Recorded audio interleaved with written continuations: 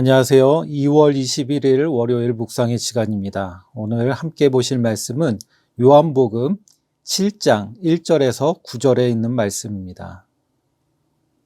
그 후에 예수께서 갈릴리에서 다니시고 유대에서 다니려 아니하심은 유대인들이 죽이려 함이러라. 유대인의 명절인 초막절이 가까운지라. 그 형제들이 예수께 이르되 당신이 행하는 일을 제자들도 보게 여기를 떠나 유대로 가소서. 스스로 나타나기를 구하면서 묻혀서 일하는 사람이 없나니 이 일을 행하려 하거든 자신을 세상에 나타내소서 하니, 이는 그 형제들까지도 예수를 믿지 아니함이로라. 예수께서 이르시되 내 때는 아직 이르지 아니하였거니와 너희 때는 늘 준비되어 있느니라. 세상이 너희를 미워하지 아니하되 나를 미워하나니 이는 내가 세상의 일들을 악하다고 증언함이라. 너희는 명절에 올라가라. 내 때가 아직 차지 못하였으니 나는 이 명절에 아직 올라가지 아니하노라. 이 말씀을 하시고 갈릴리에 머물러 계시니라. 아멘. 오늘 읽은 이 말씀은요, 예수님의 형제들이 예수님이 이 땅에 오신 목적과 하나님의 때를 알지 못해서 예수님과 충돌하는 그러한 내용입니다. 유대인의 명절인 초막절이 다가오자 예수님의 형제들이 이렇게 말합니다. 3절을 보시면요, 그 형제들이 예수께 이르되 당신이 행하는 일을 제자들도 보게 여기를 떠나 유대로 가소서. 예수님의 형제들은 여기를 떠나 유대로 가자고 합니다. 왜요? 당신이 행한 일을 제자들도 보게 하기 위해서 말이죠. 그런데 여러분, 여기서 제자들은 어떤 제자들을 가리키냐면 지금 갈릴리에서 따르고 있는 이 제자들이 아니라 예루살렘에 있는 제자들을 가리키는 것입니다. 그러니까 예루살렘으로 가서 거기에 있는 제자들에게 당신이 행한 일을 보여주러 가자는 거죠. 그러면 당신이 행한 일, 이 일은 어떤 일일까요? 바로 기적입니다. 예수님께서 행하신 기적을 말하고 있는 거예요. 예수님께서 요한복음 7장까지 오면서 행하셨던 기적들이 있잖아요. 물로 포도주를 만드신 기적, 왕의 신하의 아들을 고치신 기적, 또 베데스다 연못에서 38년 병자를 고치신 그 기적, 그리고 6장에서 나오는 오병이어의 기적까지요. 이 중에요, 한 가지, 베데스다 연못에서 병자를 고치신 것만 예루살렘에서 하신 일이고 나머지는 모두 다 갈릴리에서 행하신 일입니다. 그러니까 베데스다 연못에서 그 기적을 보고 제자들이 생긴 것이죠.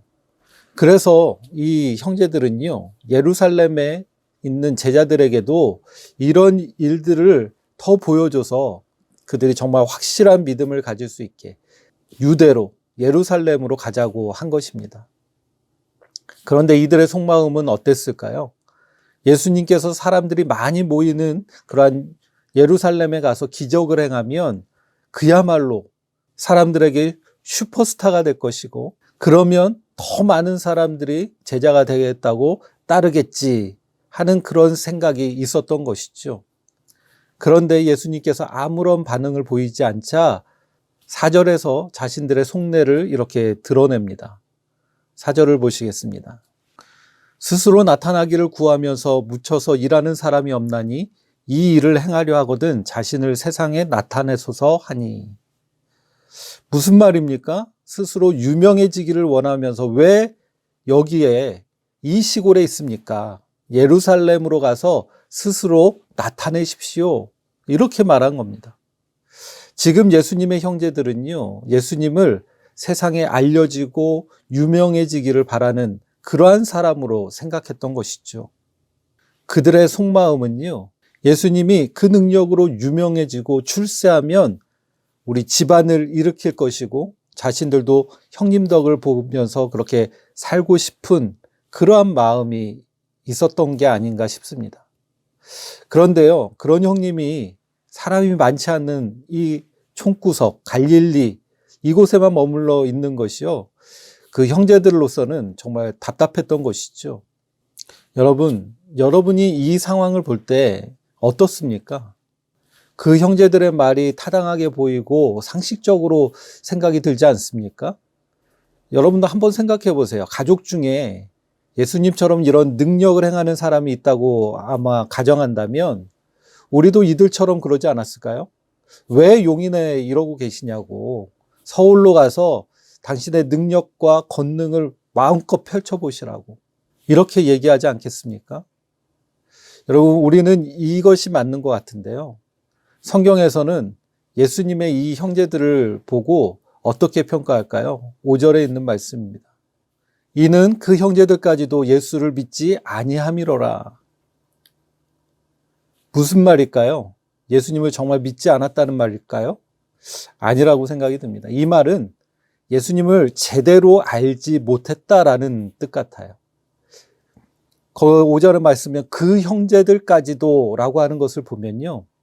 당시 따라다녔던 그 제자들, 그 누구도 예수님을 제대로 알고 믿는 자가 없었다는 것을 알 수가 있습니다. 예수님은 형제들에게 이렇게 말씀하죠. 6절입니다. 예수님께서 이르시되 내 때는 아직 이르지 아니하였거니와 너희 때는 늘 준비되어 있느니라. 이 말씀을요, 공동 번역 성경에서는 이렇게 번역했습니다. 너희에게는 아무 때나 상관없지만 나의 때는 아직 오지 않았다.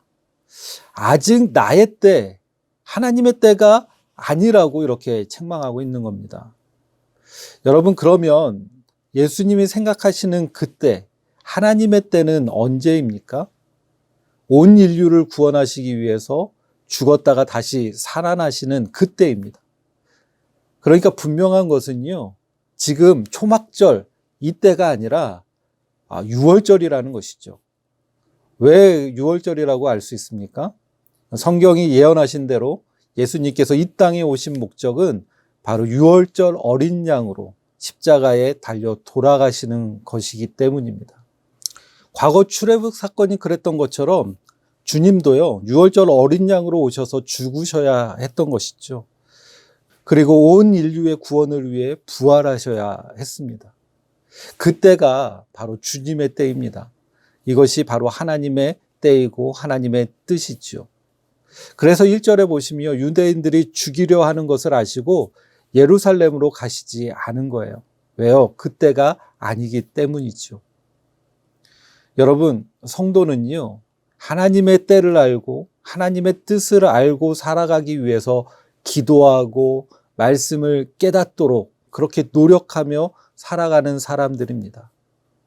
우리 예수님은요, 이 땅에 오셔서 단 한 번도, 단 한 시간도, 단 한 가지 일도 자신의 때에 맞춰 일한 적이 없으십니다. 모든 때가 바로 하나님의 때에 맞춰져 있었습니다. 성경이 말하는 때, 하나님이 말씀하시는 그 때를 위해서 예수님은 자신을 낮추시고 자신의 생각까지도 버리시고 하나님의 때, 그 때에 맞추어 사셨던 것입니다. 그런데 여러분, 인간의 때는 어떻습니까? 인간의 때는 항상 자기에게 맞춰져 있습니다. 하나님의 때에 맞춰져 있지 않죠. 그래서 내가 돈 벌고 출세하고 성공하고 이름이 높여지는 그때가 아니라면 실패라고 생각을 합니다. 우리가 하나님을 믿고 신앙생활을 한다고 하면서 지금까지 우리가 살아온 삶을 보면 너무 자기 중심적으로 그렇게 살지 않았습니까? 우리가 하나님의 때는 엿듣지 않고 하나님 이때가 아니면 안 된다고, 이때가 아니면 안 될 것 같다고 그렇게 자기 생각만 하며 잘못되면 하나님을 원망하고 그렇게 살아오지 않았습니까? 여러분, 진정한 성도는요, 하나님의 때에 맞추어가는 사람입니다. 그렇다면 어떻게 그렇게 살 수 있을까요? 하나님의 때를 분별하기 위해서는요, 영적인 지각이 필요한데 기도하면서 영적 지각을 깨워야 합니다. 그리고 말씀을 통해서 하나님의 때를 깨달아야 하는 것이죠. 여러분, 오늘도 하나님 앞에서 말씀 듣고 기도하며 그렇게 하나님의 때를 분별할 수 있기를 바랍니다. 그래서 하나님의 때에 우리의 시간을 맞춰서 살아갈 수 있는 지혜롭고 능력 있는 하나님의 백성들이 다 될 수 있기를 주님의 이름으로 축원합니다. 기도하시겠습니다. 사랑의 하나님, 오늘도 말씀을 통해 귀한 것을 깨닫게 하심을 감사합니다. 하나님, 언제나 우리 주님 안에 말씀 안에 주님의 사랑 안에 거하여서 정말 진리 안에서 하나님의 때를 분별하며 살아가는 그런 능력 있는 하나님의 자녀들이 다 되게 하여 주시옵소서. 오늘 하루도 시작합니다. 하나님, 우리의 시간을 하나님의 때에 그렇게 맞춰 살아갈 수 있는 정말 주님 안에서 행복한 그러한 날이 될 수 있도록 인도하여 주시옵소서. 예수님의 이름으로 간절히 기도하옵나이다. 아멘.